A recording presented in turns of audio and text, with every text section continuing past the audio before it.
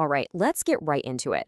Russia has just put a pretty significant offer on the table to help Nigeria in its long, tough fight against terrorism.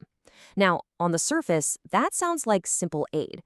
But when you start to pull back the layers, you uncover a story that stretches across continents, involves powerful alliances, and might just be part of a major shift in global power. So let's break this down. And that brings us to the big question we're tackling today. Why Nigeria? And why right now? Is this really just one country lending a hand to another, or are we watching a much bigger chess game unfold on the world stage?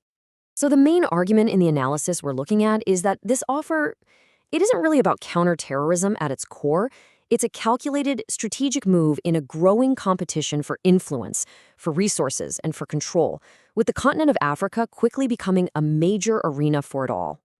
Okay, so first things first, let's look at the offer itself and what's happening on the ground that makes this so timely. Here's the official word from Moscow.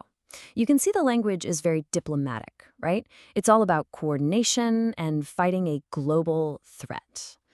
But, as we're about to see, this readiness to provide assistance has implications that go way beyond your standard international cooperation. And let's be crystal clear, Nigeria's security problems are incredibly serious. The country has been battling extremist groups like Boko Haram for 2 decades now. This ongoing violence is the reason why an offer of outside help would even be on the table in the first place. It's the open door. Now, to really understand Russia's motives here, you have to zoom out and look at the bigger alliances at play. And that leads us straight to BRICS. So for anyone who's not familiar, BRICS is this really powerful group of nations.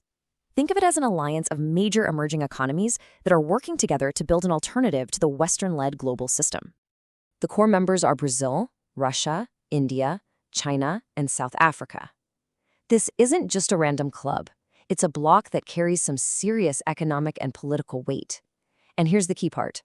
While Nigeria isn't a full member yet, it has made it very clear that it's aligning itself with this group, which tells you a lot about where it sees its future.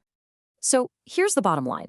When a BRICS-aligned nation like Nigeria is unstable, it's a problem for the entire alliance. Russia stepping in isn't just about Russia's interests. It's about a major power bloc looking out for its partners and protecting its collective influence. And this is where the picture gets even bigger, expanding into something that the source material calls a new kind of Cold War. Make no mistake, this offer to Nigeria is not an isolated incident. Not at all. It's part of a much wider pattern. Russia has been methodically increasing its military and political presence all across Africa, from supporting the Sahel Alliance to using private military contractors. And why Africa? Well, it's pretty simple. The continent's incredible wealth of resources is absolutely critical for any global power. The source we're looking at calls it a staging ground for the competition between East and West. This isn't just about ideas, it's about raw materials and economic power. Now, this is where it gets really interesting. Take a look at the language being used here. You see this incredible flip, right? Russia is framing its involvement in Africa using the exact same fight against terror rhetoric that the United States used so much after 9/11. It's almost like they've taken a page directly out of their rival's playbook. But why is this rhetoric so effective? Why would African nations be so open to Russia's help to begin with? Well, according to the source, the answer to that is all about history. This is really the key question we have to ask ourselves.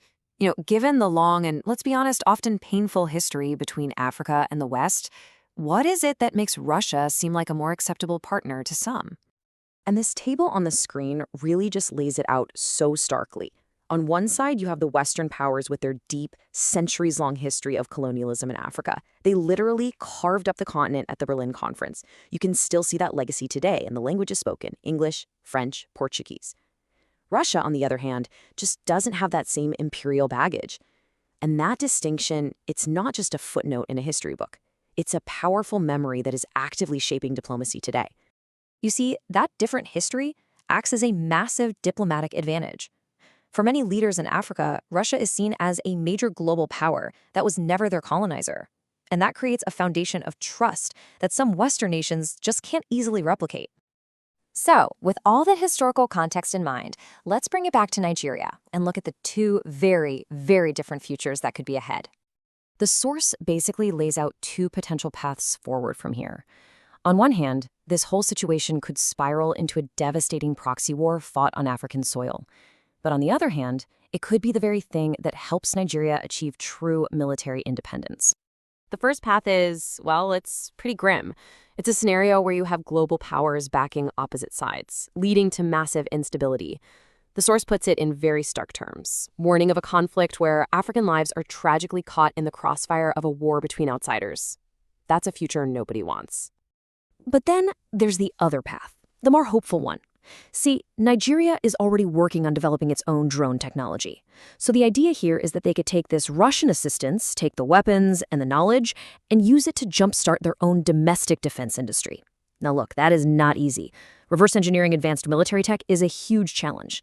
But if they could pull it off, it could lead to real sovereignty, not just for Nigeria, but maybe for the whole continent. And so that leaves us with the final massive question. Is this a step towards self-reliance for Nigeria? Or is it a step onto a new great power chessboard where the continent of Africa is the board itself? The answer to that question is going to shape the future not just for one nation, but for an entire continent.